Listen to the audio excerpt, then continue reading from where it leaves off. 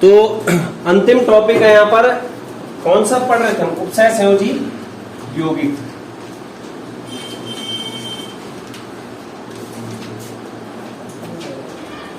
उपसय संयोजी यौगिक कौन सा है? कार्बधात्विक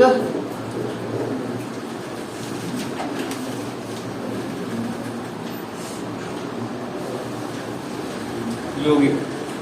ऑर्गेनोमेटेलिक कंपाउंड,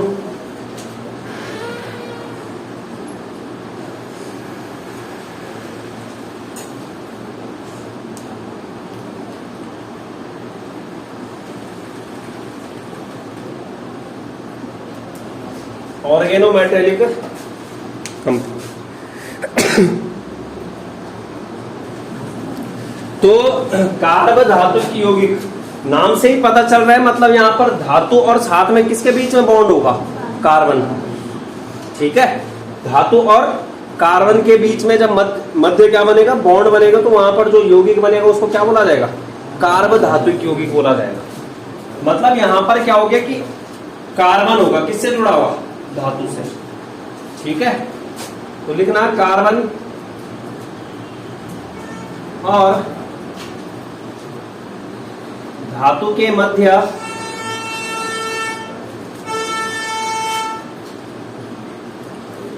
बंध निर्माण से बने यौगिक। मतलब यहां पर क्या होगा? वे यौगिक होते हैं जिनमें धातु सीधा कार्बन से जुड़ा रहता है। किससे जुड़ा रहता है? कार्बन से। डायरेक्टली किससे जुड़ा होगा? कार्बन से। तो यहां पर देखो प्रकार है इसके। जैसे पहला प्रकार है आयनिक कार्बधातुक यौगिक। कौन सा है? पहला है आयनिक कार्बधातुक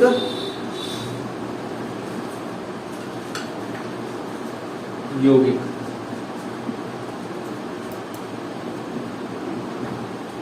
मतलब यहां पर क्या होगा? धातु और कार्बन के मध्य कौन सा बंध होगा? आयनिक बंध। यौगिक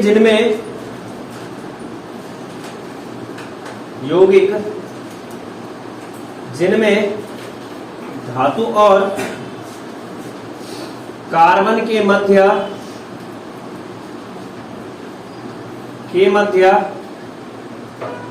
आयनिक बंध होता है। कौन सा बंध होता है? आयनिक बंध। जैसे मैं ले लूं RLI उदाहरण के लिए। Li पे क्या होगा? पॉजिटिव, और R पे क्या हो जाएगा? नेगेटिव। ठीक है, Li पे क्या हो जाएगा? पॉजिटिव, और R पे क्या हो जाएगा? नेगेटिव। जैसे दूसरा एग्जांपल ले सकते हो RC triple bond C Na पे क्या हो जाएगा? प्लस, और जो तुम्हारा C है उस पर क्या हो जाएगा? माइनस। ठीक है, प्लस और माइनस क्या होगा? आयनिक बंध। दूसरा जो टाइप है सहसंयोजी कार्बधातुक यौगिक।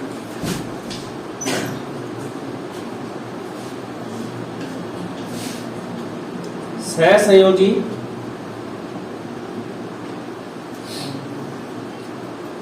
कार्बधातुक यौगिक। मतलब यौगिक जिनमें धातु और कार्बन के मध्य कौन सा बंध होगा? सहसंयोजी। यौगिक जिनमें धातु और कार्बन के मध्य सहसंयोजी बंध होता। तो अगर थोड़ा बहुत जो 11 में पढ़ोगे तो सहसंयोजी बंध होता है, एक सिग्मा बंध होता है और एक पाई बंध होता है। ठीक है। सिग्मा बंध क्या होता है, हेड ऑन ओवरलैपिंग से बनता है, ठीक है। और जो पाई बंध बनता है वो क्या बनता है, पार्श्व अतिव्यापन, साइड वाइज ओवरलैपिंग होती है जिसमें, ठीक है। तो वहां पर क्या सहसंयोजी आबंधी होता है। तो यहां पर क्या है, जैसे उदाहरण छोड़ो पहले, जैसे इसमें भी आएगा, इसके भी 2-3 टाइप आएंगे। पहला टाइप आएगा सिग्मा वाला, जिसके पास मतलब कौन सा बॉन्ड होगा, सिग्मा बॉन्ड। इसमें भी कौन सा आएगा, पहले सिग्मा बंधित सहसंयोजी कार्ब धातु के यौगिक, सिग्मा बंधित यौगिक। तो मतलब यहां पर क्या होगा, कार्बन और धातु के मध्य कौन सा बंध होगा, सिग्मा बंध। कार्बन और धातु के मध्य सिग्मा बंध होता है। सिग्मा बंध का निर्माण कैसे होता है, हेड ऑन ओवरलैपिंग से, ठीक है। सिरेवार अतिव्यापन बोलते हैं जिसको। अरे जब सर से सर टकराएंगे, जब जो है साइड से साइड टकराएंगे, तब क्या बोलते थे उसको, साइड वाइज ओवरलैपिंग या पार्श्व अतिव्यापन बोलते थे। तो जो सिग्मा बंध का निर्माण होता है सिरेवार अतिव्यापन से होता है, एक का शीर्ष दूसरे के शीर्ष से टकराएगा, ठीक है। तो यहां पर जो है सिग्मा बंध होता है किस किस के बीच में, कार्बन और धातु के बीच में। तो जैसे उदाहरण के लिए क्या आ गया, RMgX, क्या आ गया उदाहरण के लिए, RMgX, जिसको क्या बोलते हैं, ग्रिगनार्ड अभिकर्मक। क्या है ये, ग्रिगनार्ड रिएजेंट। तो यहां देखो धातु और कार्बन, कार्बन कौन सा होगा, जो मेथिल समूह होगा, R क्या है यहां पर, मेथिल। इसके पास क्या होगा, कार्बन, इसके पास प्लस आ जाएगा, इसके पास माइनस, इसके पास माइनस, इसके पास प्लस। तो कहने का मतलब यहां पर क्या है, ये सिग्मा बॉन्ड है, दिख रहा, सिंगल जो बॉन्ड है क्या होगा, सिग्मा। तो मतलब यहां पर क्या है, कार्बन और धातु जो Mg है उसके बीच में कौन सा बंध है, सिग्मा बंध। तो उसे क्या बोला जा रहा है, सिग्मा आबंधित कार्ब धात्विक यौगिक बोला जा रहा है। जैसे जो है अगला उदाहरण देख लो, CH3 4Si, कितने मेथिल है, 4, टेट्रा मेथिल सिलेन बोलते हैं इसको, टेट्रा मेथिल सिलेन।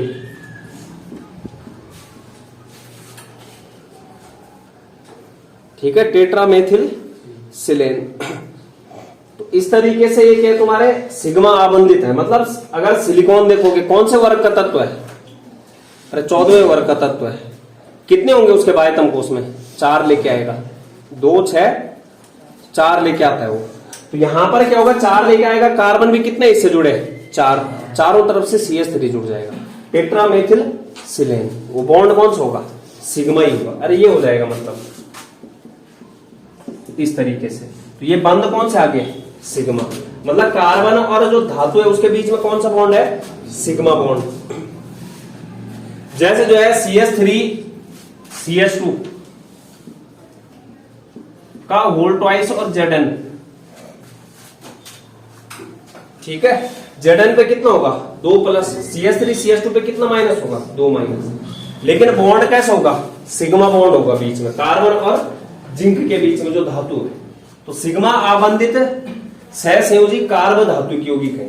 दूसरा होता है पाई आबंधित, बी कौन सा आता है, पाई बंधित यौगिक।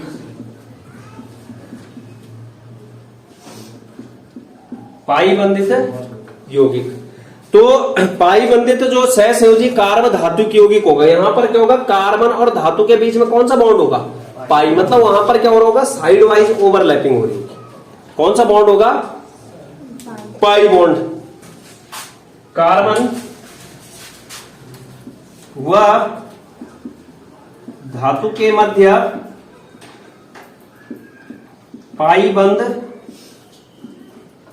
होता है।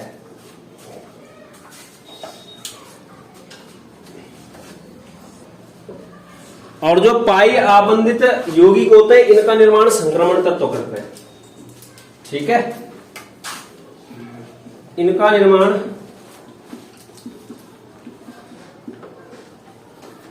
संक्रमण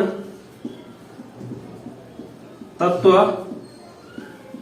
करते हैं। कारण क्या है कि संक्रमण तत्वों के पास क्या होते हैं, रिक्त कक्षक होते हैं। ठीक है, क्या होते हैं, रिक्त कक्षक। इसके बाद ना इनके उदाहरण देखते हैं, किसके, पाई वाले के।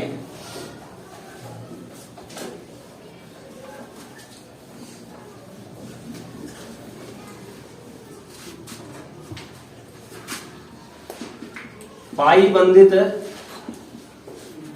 सहसंयोजी कार्बधात्विक यौगिक।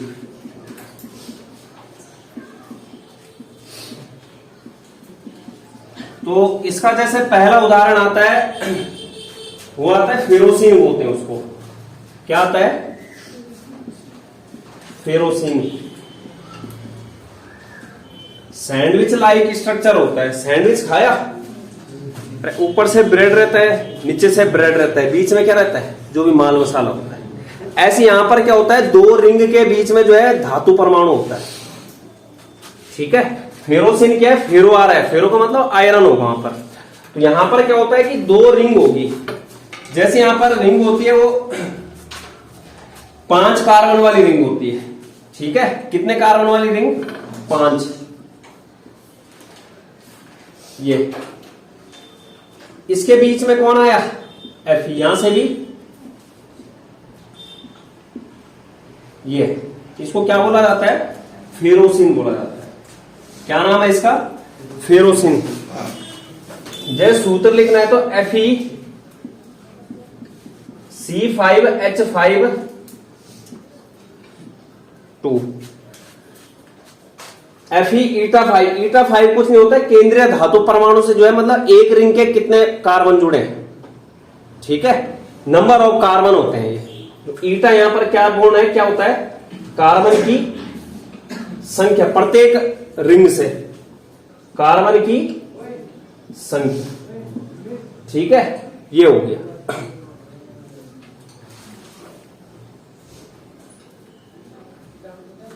तो यहां पर Fe दिख रहा होगा सैंडविच लाइक स्ट्रक्चर में, जैसे ना फेरोसिन है, ऊपर से भी क्या है, कवर है, नीचे से भी क्या है, कवर्ड। ठीक है, तो ये क्या है तुम्हारा, कार्ब धातुक यौगिक है। इसके कार्बन से कौन जुड़ा है, Fe। इसके कार्बन से कौन जुड़ा है, Fe। लेकिन कौन सा वाला है, तो कौन सा वाला है, ये ना साइक्लोपेंटा डाई इनाइल है। ये ना साइक्लोपेंटेन नहीं है। ये दिख रहा गोला बना रखा है, इसका मतलब यहां पर क्या होगा, डबल बॉन्ड होगा। ये साइक्लोपेंटा डाई इनाइल है। ये एक रिंग है, ये साइक्लोपेंटा डाई इनाइल की, दिख रहा, साइक्लोपेंटा डाई इनाइल है।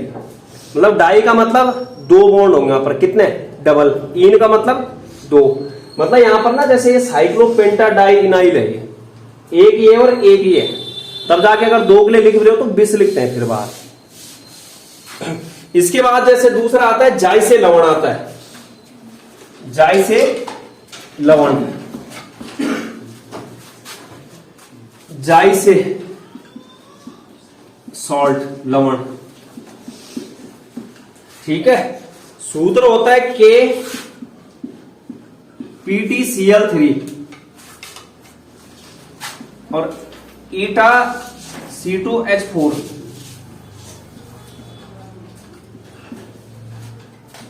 ठीक है, ये अब जैसे ये क्या है, जाई से सॉल्ट है, ये इसका बनाना है तो आसानी से बन जाएगा। सबसे पहले किसको बनाओ, पीटी को सेंटर में रख दो। यहां से कौन आएंगे, Cl, Cl, Cl। आगे अब कौन बचा, C2H4। C2H4 एक्चुअल में है क्या यहां पर, अरे एथेन होता है। CH2 डबल बॉन्ड CH2, यही तो है। अरे आ तो गया क्या, सिग्मा बॉन्ड आ तो गया, सॉरी पाई बॉन्ड आ तो गया इसके पास। यहां पर क्या जुड़ जाएगा, CH2 डबल बॉन्ड CH। ठीक है, इस तरीके से क्या हो जाएगा यहां पर CH2 इस तरीके से CH2 डबल बॉन्ड CH2। ये हो गया अंदर की कहानी। बाहर क्या था K प्लस और इधर क्या आ जाएगा माइनस, आ गया प्लस और माइनस। ये जैसे लवण है। इसके बाद देखो ये तो बात कर लिया सहसंयोजी कार्ब धातु के यौगिकों की बात कर रहे थे। एक इसमें बात कर लिया सिग्मा बंधित सहसंयोजी कार्ब धातु के यौगिक, दूसरा पाई बंधित सहसंयोजी कार्ब धातु के यौगिक। अब ऐसे यौगिक आएंगे जिनके पास सिग्मा भी होगा और जिनके पास क्या होगा पाई भी होगा। तीसरी जो कैटेगरी है इसी में सिग्मा और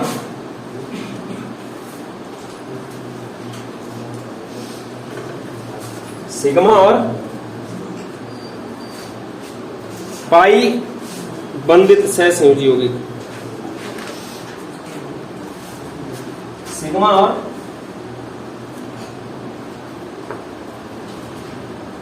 पाई बंधित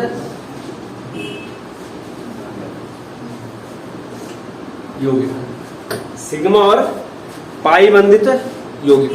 तो ये जो सिग्मा और पाई दोनों होता है, ये होता है तुम्हारा धातु कार्बोनिल में, मेटल कार्बोनिल कंपाउंड बोलते हैं। इसमें पाया जाता है सर धातु कार्बोनिल यौगिकों में, धातु कार्बोनिल यौगिकों में। ठीक है, कार्बोनिल का मतलब क्या है CO। कार्बोनिल का मतलब क्या होता है CO। तो जैसे CO का स्ट्रक्चर अगर देखोगे मतलब मेटल से जुड़ा होगा कौन CO, ये जुड़ा होगा। ठीक है, कौन जुड़ा होगा CO। तो यहां पर हमें पता है कि जो धातु होगा उसके पास क्या होंगे रिक्त डी कक्षक होंगे और भरे हुए डी कक्षक भी होंगे। तो यहां पर क्या होता है जो तुम्हारा कार्बन होता है, ये CO का कार्बोनिल का क्या होता है कार्बन, वो मेटल को इलेक्ट्रॉन देता है। जो तुम्हारा कार्बोनिल का कार्बन होता है वो इसके रिक्त कक्षकों को क्या देता है इलेक्ट्रॉन देता है। दूसरा मतलब यहाँ पर ना दोनों ओर से साझेदारी होती है। दूसरी ओर से जो यहाँ पर तुम्हारे मेटल के भरे हुए कक्षक होंगे वो क्या करेंगे इसको इलेक्ट्रॉन देंगे। मतलब यहाँ पर क्या होता है एक तो मेटल किसको इलेक्ट्रॉन दे रहा है C को, और कार्बन किसको इलेक्ट्रॉन दे रहा है मेटल को। मतलब जब दोनों ओर से जो है यहाँ पर क्या हो रहा है इलेक्ट्रॉन का आदान प्रदान। तो इस प्रकार की प्रक्रिया को बोला जाता है सहक्रियात्मक संबंध, सिनर्जिक इफेक्ट बोलते हैं। ठीक है, कि जब क्या कर रहा है तुम्हारा, जैसे अगर मैं कार्बोनिल का स्ट्रक्चर बनाऊं, डबल बॉन्ड होगा और यहां से क्या होगा ये एक उपसय संयोजी आबंध होगा इस तरीके से। ठीक है, क्या होता है एक तो डबल मतलब ट्रिपल बॉन्ड होता है यहाँ पे, ये डबल बॉन्ड और एक कौन सा जो तीसरा बॉन्ड सह संयोजी आबंध, ये कार्बोनिल। यहां पर क्या हो रहा है जो तुम्हारा कार्बोनिल का कार्बन है वो मेटल को इलेक्ट्रॉन देता है, और जो तुम्हारा मेटल के पास जो है भरे हुए कक्षक होते हैं वो किसको इलेक्ट्रॉन देते हैं इस कार्बन। ठीक है, मतलब होता क्या है यहाँ पर जो तुम्हारा परमाणु होगा उसके पास खाली कक्षक भी होते हैं और कौन से कक्षक होते हैं भरे हुए कक्षक भी होते हैं। तो इस प्रभाव को ना क्या बोला जाता है सहक्रियात्मक संबंध बोला जाता है, सहक्रियात्मक प्रभाव। हालांकि यहाँ पर इतना है नहीं। अब देखो जैसे यौगिक जो आते हैं हमने जो है पढ़ा है एक प्रकार, जैसे NiCO4 वो धातु कार्बोनिल यौगिक है। धातु क्या आ गई वहां पर निकेल, और कार्बोनिल क्या आ गया CO। तो कहने का मतलब क्या है NiCO4 आ गया धातु कार्बोनिल NiCO4, या फिर FeCO5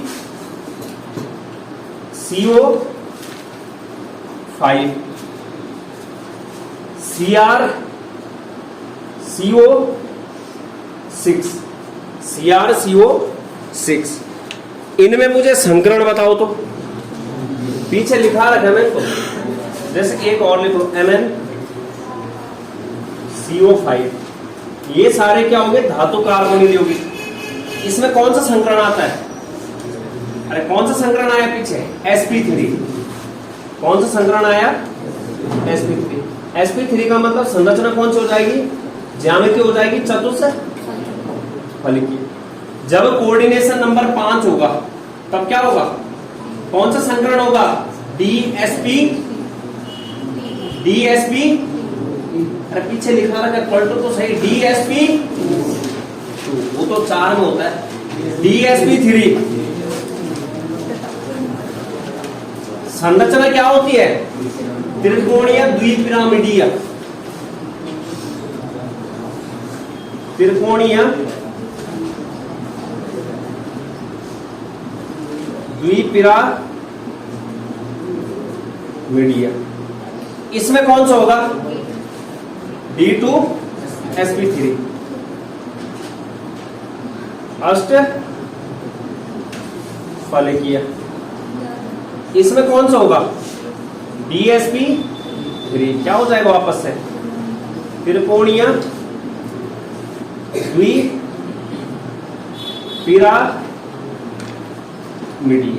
त्रिकोणीय द्विपिरामिडीय। तो इस तरीके से जो है धातु कार्बोनिल यौगिक होते हैं। मैंने क्या बोला? जब कार्बन जो है मेटल को इलेक्ट्रॉन देगा, क्या करेगा? जब कार्बन द्वारा क्या होगा? इलेक्ट्रॉन का दान होगा, तो यहां पर बनता है सिग्मा बंध। यहां पर कौन सा बॉन्ड बनता है? सिग्मा। और जब यहां पर होगा तो यहां पर कौन सा बॉन्ड बनेगा? पाई।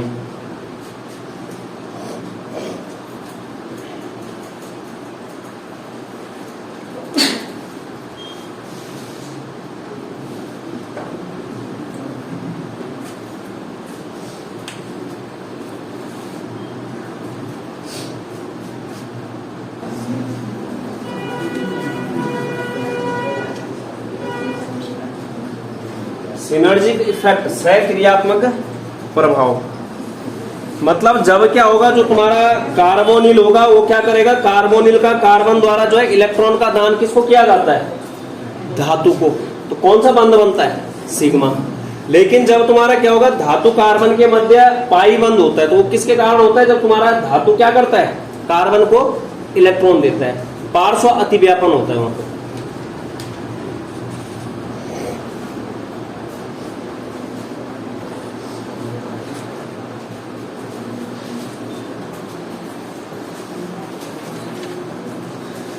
तो जैसे मैं सवाल पूछूं कि सहक्रियात्मक प्रभाव वाले एक यौगिक का नाम लिखिए। सहक्रियात्मक प्रभाव वाले एक यौगिक का नाम दीजिए। अरे इतने सारे तो लिख रखे हैं यहाँ पे, ये क्या है? अरे जिसके पास कार्बोनिल होगा वो क्या दिखाएगा? सहक्रियात्मक सिनर्जिक इफेक्ट दिखाएगी। तो सोचने वाली वो थोड़े। इसके बाद लिखो अगला, उपसय संयोजी यौगिकों का स्थायित्व। उपसय संयोजी यौगिकों का स्थायित्व।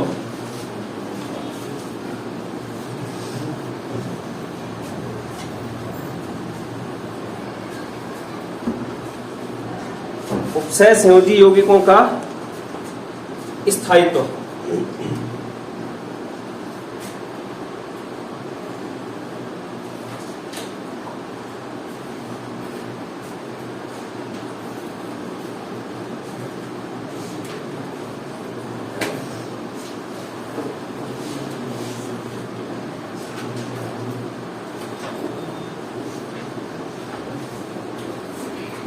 तो स्थायित्व को समझने के लिए यहां पर जो है साम्य स्थिरांक होता है, ठीक है, जो हमने 11th में के नाम से पढ़ा होगा। के मतलब तो यहां देख रहे हैं जैसे हमारा धातु जो है किसके संपर्क में आता है? यहाँ पे जो भी मतलब उपसय संयोजी यौगिक का स्थायित्व है वो किसके कारण है? तो स्क्वायर ब्रैकेट के अंदर की कहानी, सुन रहे हो? जो स्क्वायर ब्रैकेट के अंदर की कहानी, अगर वहां पर जो है वो टूटता नहीं है तो वहां पर क्या हो जाएगा? वो स्थायी हो जाएगा। अगर वो टूट जाते तो वो क्या हो जाएगा? अस्थायी। क्या वो उपसय संयोजी यौगिक रहेगा? नहीं रहने वाला। तो कहने का मतलब जब मेटल किससे जुड़ेगा? लिगेंड से। क्या बनाएगा? ये ना दोनों साइड चल रही है, मतलब साम्य स्थापित हो जाता है इस तरीके से, ML प्रकार का। अब ये ML वाला किससे जुड़ेगा? दूसरे लिगेंड से। क्या बना देगा? ML2। ये ML2 किससे जुड़ेगा? L से। क्या बना देगा, ML3।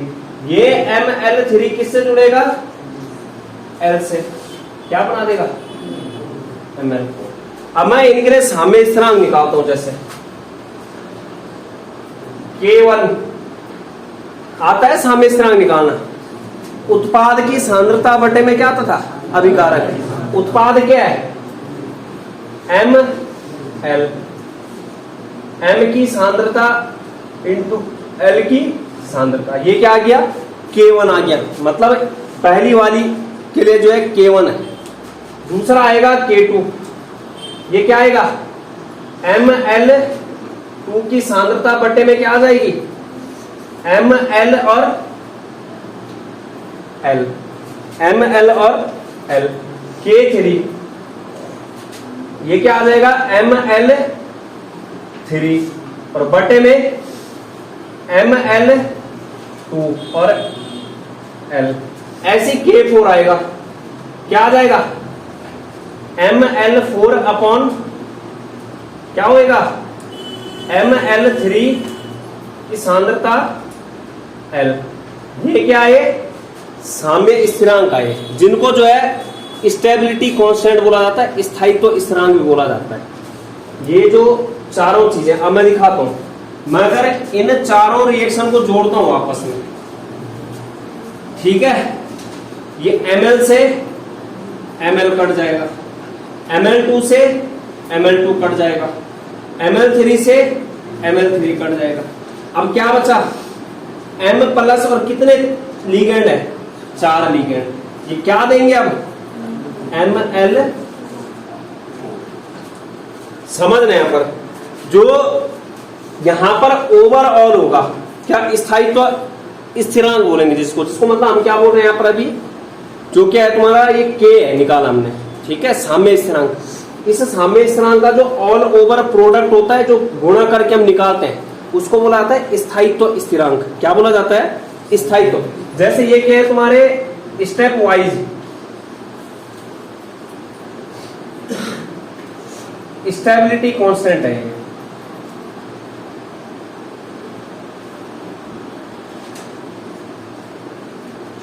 ठीक है।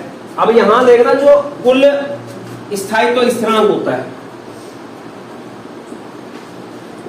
कुल स्थायित्व स्थिरांक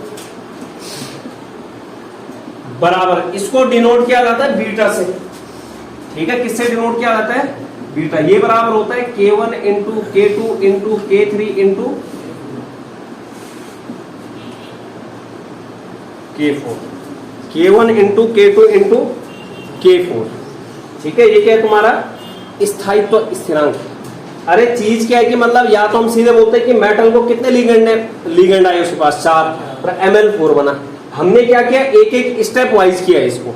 तो स्टेप वाइज में देखना, अब जैसे मैंने यहां पर एक तो इसको सॉल्व करके बताया, अब मैं अगर इसको भी सॉल्व करता हूं, K1 का मान कितना है यहां पर,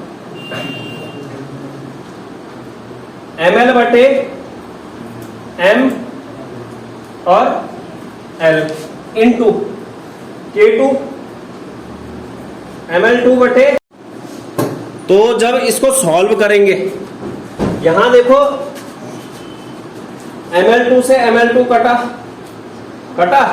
Ml से Ml कटा, Ml3 से Ml3 कटा, कट गया, अरे हो गया। इसके बाद देखो जब इसको सॉल्व करूंगा क्या आएगा, Ml4 बटे M बचेगा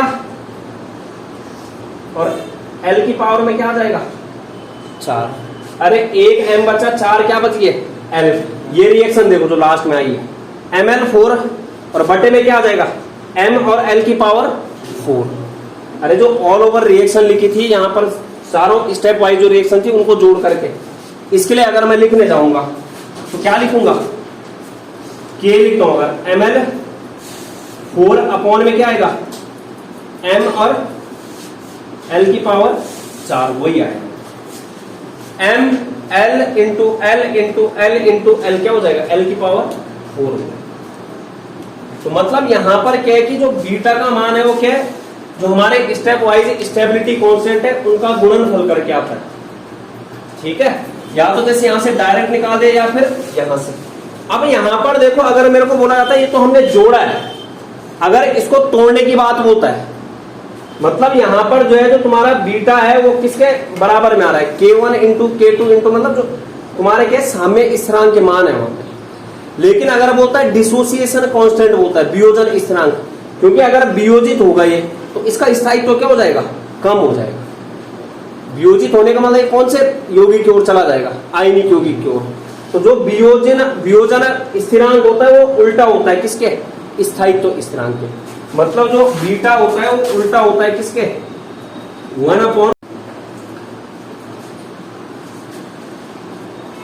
1/1 वियोजन स्थिरांक।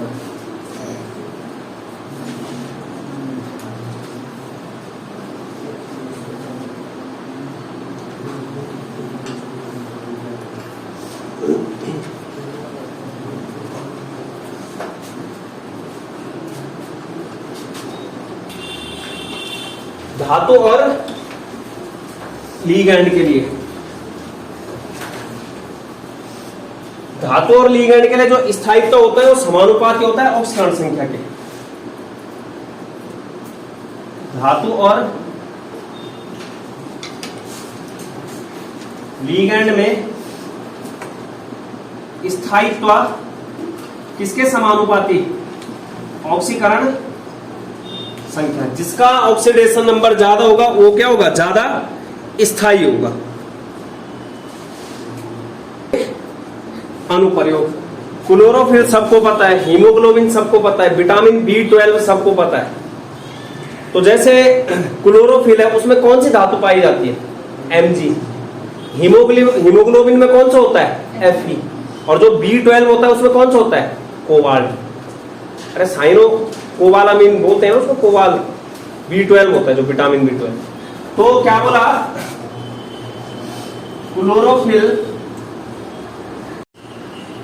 Chlorophyll comma haemoglobin comma vitamin. तो यहां देख ले उपसय संयोजी यौगिकों के अनुप्रयोग। अगर आते हैं तो एक सिस्प्लेटिन का लिख लेना, यूज किसमें है, एंटी कैंसर, मतलब कैंसर को इलाज में किया जाता है। ट्रांसप्लेटिनम का नहीं होता है, ट्रांसप्लेटिन है जो। दूसरा क्या है, एल्कीन के हाइड्रोजनीकरण में विल्किंसन उत्प्रेरक, जिसका नाम क्या है, IUPAC, chloridotris triphenyl phosphine rhodium first. Wilkinson उत्प्रेरक आ सकता है पेपर में, ठीक है। जब कोई पूछेगा तो बता देना है कि विल्किंसन उत्प्रेरक। इस तरीके से चैप्टर समाप्त।